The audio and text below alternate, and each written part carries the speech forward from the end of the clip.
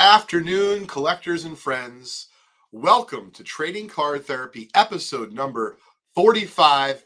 It is great to be back. It's been a whirlwind of a few weeks. Traveling the road as a professional baseball card treasure hunter can be exhausting. But the joking aside, yes, I've been working hard, of course, spending time with my family. And this past weekend was the Philly Show card convention, and almost like everything else in between. So it's been very hectic, but grateful to be here today. And hopefully you enjoyed today's show. So without any further delay, we're going to talk about a lot of different things today. But one of the things I wanted to cover was something we did actually in a private Zoom call with a few of our Breakomaniacs here at Vintage Breaks. And for those of you who don't know what Vintage Breaks is, check out vintagebreaks.com. We are the world leader in set breaks. And we also have many other fantastic vintage pack breaks, box breaks from the 60s, the 70s, and some even cool breaks from today, like Topps Chrome Baseball, Panini 3 and 2, Immaculate Baseball, that kind of fun stuff. Afternoon, Facebook users, does not say your name. So if you want me to address you by your name, I'd be happy to, but all it does say is Facebook user. So appreciate you tuning in. Hey, what's up, Double E? Thanks for tuning in today. So we're going to start. I want to bring some value to you folks. And speaking of, like I said, the Zoom call, it was discussed in that call just, I guess, at this point, just a few months ago. Folks want to know out there who are collectors, who are investors, how they should properly insure their cards. Now, make no mistake, I'm not an expert in this field, but I have a company that I utilize here at Just Collect and Vintage Breaks, and I wanted to share that with you today. Many of you may already know it. For those of you who don't, I'm going to describe or share with you the company, but also describe to you some of the types of fees that you're paying now that you may not realize you can save with a blanket insurance policy. If you have, for example, an LLC, or, even if you're doing it as Double E Inc., for example, I don't know exactly how all that stuff works, legally as far as setting up businesses and such. So we use something called Collectibles Insurance. You can check out their website at collectinsure.com, INSURE.com. And we utilize the insurance for a number of different reasons, right? So we have inventory here. So that is one of the reasons we use it. We also ship out packages. So as packages cross a certain threshold of value, the insurance company explains to us how they want us to ship them out to our clients to make sure that we're covered properly for that amount. But this is a little known secret that, as far as I know, isn't widely, I guess, known by every single collector. And even some dealers were surprised when I shared this particular fact with them over the weekend in Philly. So when you send out, and to be fair, this is only if you are someone, collector or dealer, that sends out cards to be graded by SGC, by PSA, by ISA, by any of the biggies. So the deal is, when you're sending out your cards for grading, you of course are paying the shipping cost, whatever that cost is to get it there. But then a lot of times, of course, if you don't have a blanket insurance policy, you're paying to insure the package. So what happens is those fees, especially if you're grading some expensive cards, can add up very quickly. So for example, if you're sending out a $20,000 package of graded cards to be, looked at by PSA or SGC or any of the other biggies, and you want to pay for third-party insurance, and once again, this is assuming that they're going to pay you if you have an issue. I'm not talking about any of that. I'm just talking about the actual buying and purchasing of the insurance and how much it costs. It is extremely expensive. And if you look, when PSA sends you the cards back, so that's when you send them to them. But when you get what's up, James?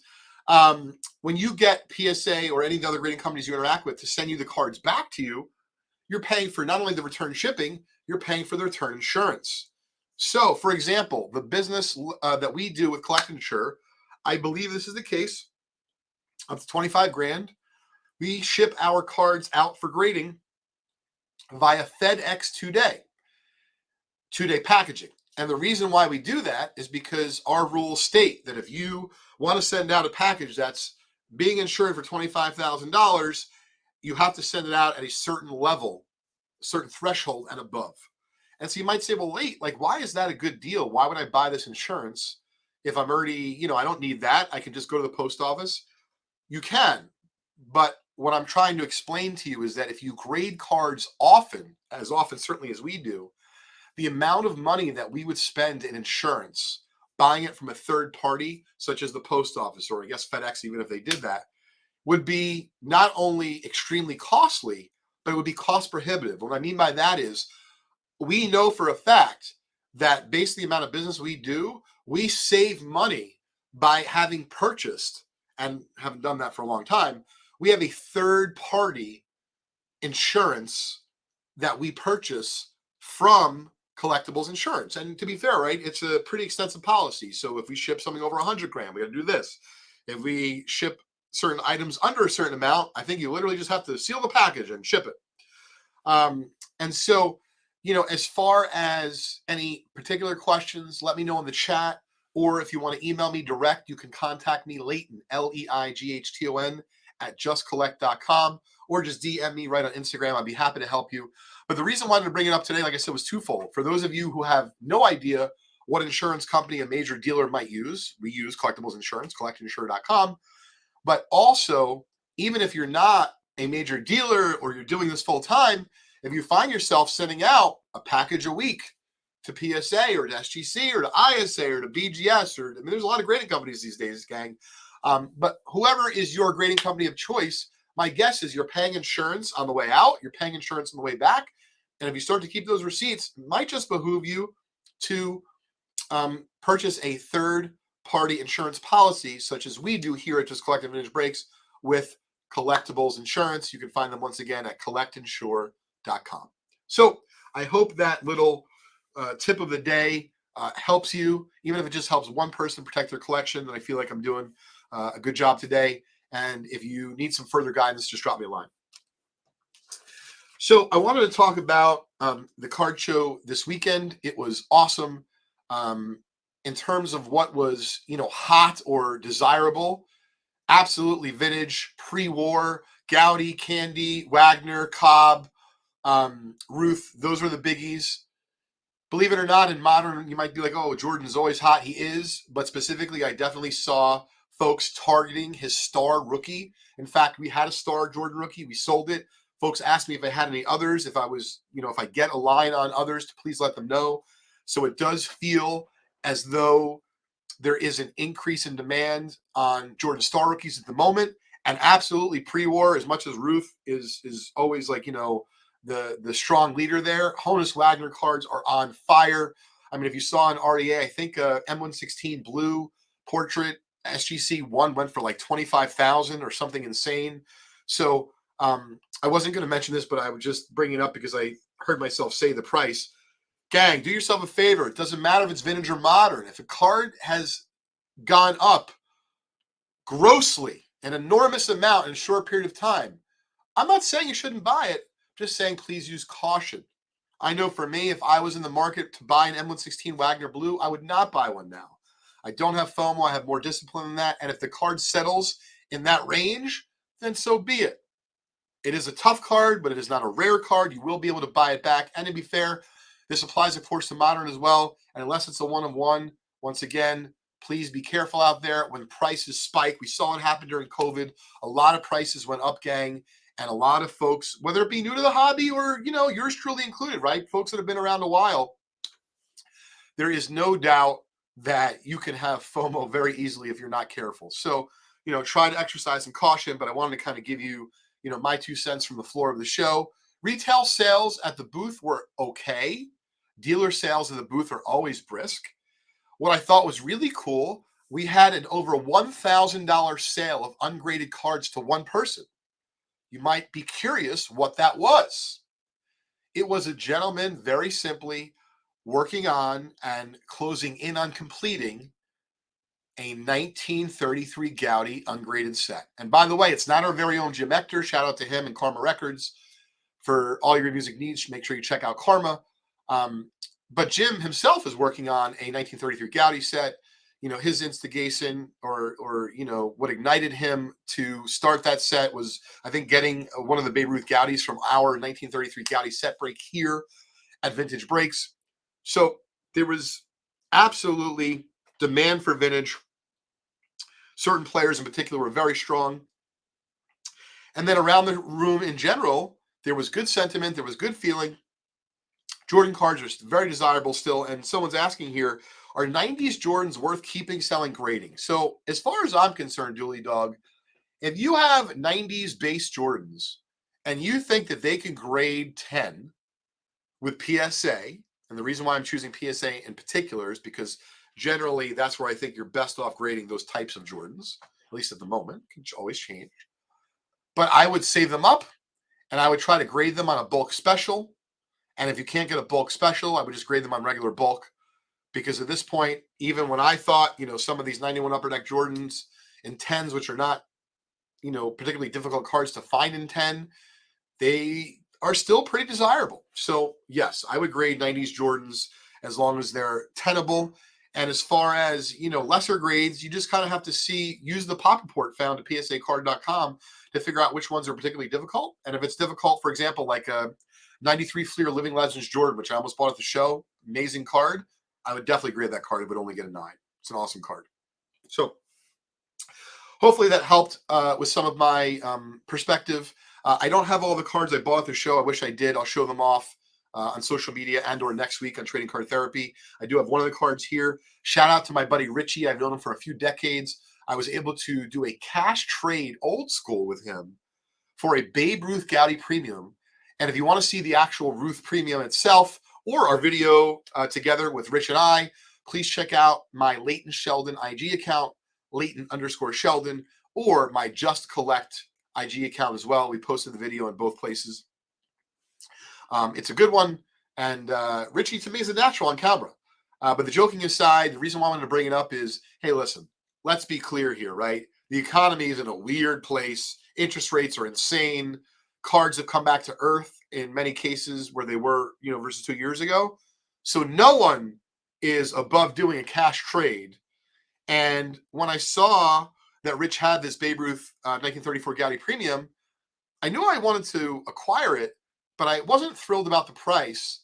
And I just feel like I've seen a lot of stuff at trade nights and, buddies of mine are doing cash trade deals. Like, why can't I try to do that? So I talked to Richie. At first, it was a little bit awkward because he's like, well, Leighton, you're throwing in the 68 Topps Mantle PSA 7. It's worth X, but I would only pay this. So I'll give you this, what I would pay for it. I'm like, I don't know, Richie. I'd only pay X amount for your Ruth Gaudy Premium, but I'm paying more in this cash trade deal. So he caught the point, got the vibes. We were able to pull off a deal. And I think it was $2,500 cash, a 68 Mantle PSA 7 Topps, a Carlton rookie and SGC 6, which I got from our very own Melch from the VB community. I gave him that $2,500 for the Babe Ruth Gaudy Premium graded SGC 2. Full disclosure, I'm going to keep it for now. I'd like to upgrade it, but I feel like it's a good buy, and I didn't want to lose out. There's that FOMO coming up again. Joking aside, it's not spiking, so I felt comfortable enough to acquire it. And we were able to pull off a deal. So like I said, if you want to check it out, check me out on IG. Bought a Willie Mays exhibit signed and slab card by PSA DNA at the show. Like I said, maybe I'll post it even here on Trading Card Therapy because I mentioned it here first. This is certainly not vintage, but it is one of my favorite cards from the 90s. I bought a 93 SP Jeter, the PSA 8, which, is not a rare card. It's not even a toughie.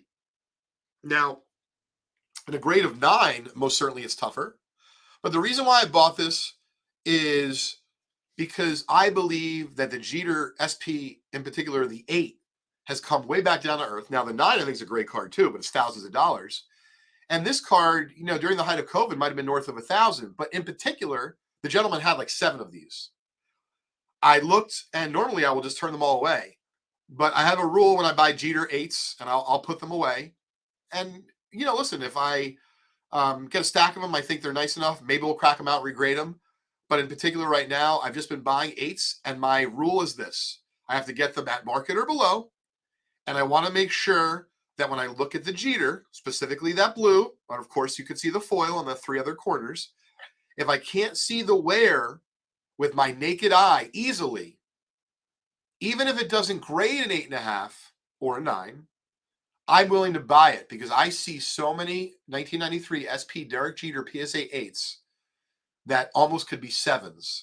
That when I found this example, and I'll show IG so you can see, it's got very minimal wear, at least on the corners. I'm not talking surface, just the wear for a grade of PSA 8. I was impressed with it. Maybe it'll appreciate, maybe it won't, but I always have loved this card. And I know from opening hundreds of these packs, not just back in the day, but for Vintage Breaks for the last couple of years, it is extremely difficult to get and garner a grade of PSA 9. So I figured even if the card doesn't grade a 9, but it looks solid as an 8, why not buy it? That's what I did. So I think I paid $300 for this or $3.25. I have to check my records. All right. Speaking of, someone has just mentioned in the chat that my recent trip was a great success. It was, but not just to Philly, but to the Boston suburbs.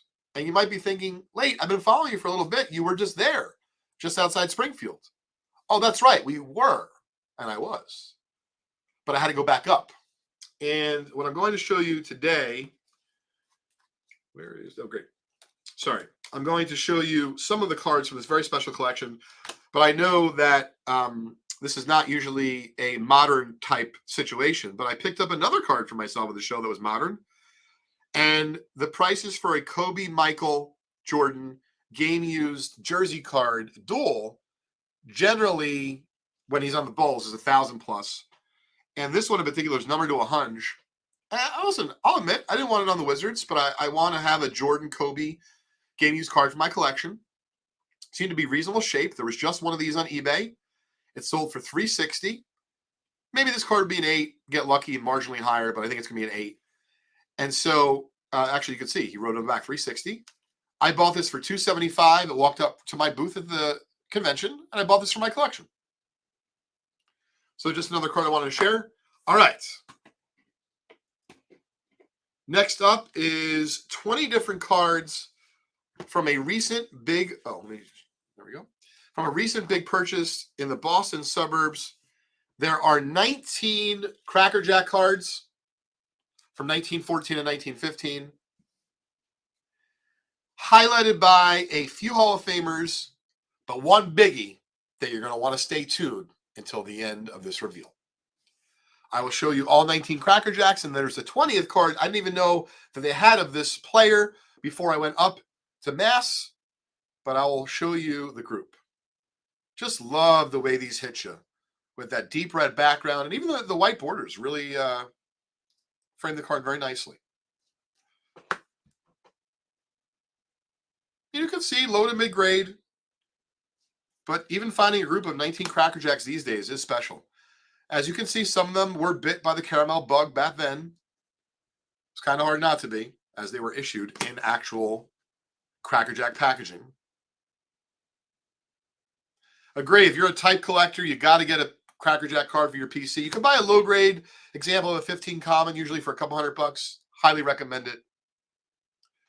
Not for investment, because you got a piece of American baseball history in your hands. And that's what I feel like with every one of these cards. Folks, if you're enjoying today's Trading Card Therapy episode number 45, please smash that like button, whether it be on IG, whether it be on Facebook. We sincerely appreciate the love. And if we're lucky, the whole podcast world will show us some love back. If you're listening to this and not watching it, you can tune in every week to see our live show. But if you're doing this afterwards, you, of course, can find our podcast wherever you enjoy your favorite podcasts, such as Apple, Spotify, and all those good places. Not sure of the Cracker Jacks yet. I really haven't had a chance to enjoy them or really look through them, research them, anything of that nature. But undoubtedly, I will definitely keep one, if not several.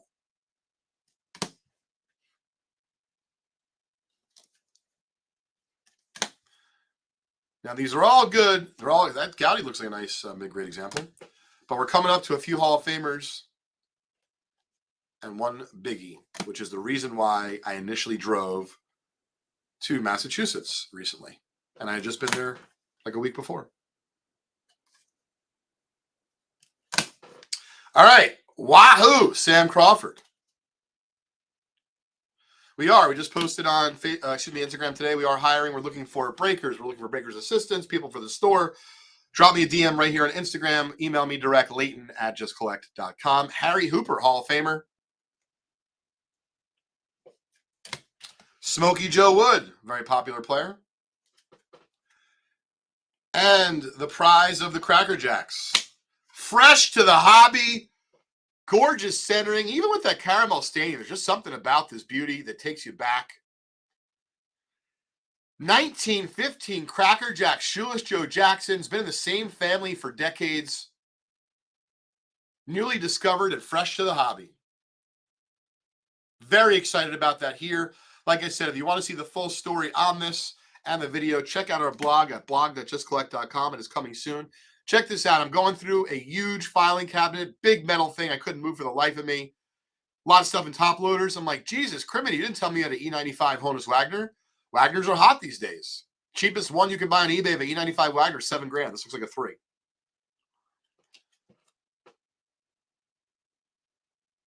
So on that note of Shoeless Joe and Honus Wagner, you never know what you're going to see here on our Trading Card Therapy podcast. I hope you enjoyed the content today. I hope it brought you some value. Maybe you enjoyed the part about the vintage cards. Maybe the part about the insurance will help you in your collection or save some money in the future, which ultimately could put more into the savings from the insurance, and maybe you could buy some more cards for your collection. Thank you for tuning in today. That's a wrap. Trading Card Therapy episode number 45. I'm the doctor, your host. See you next week.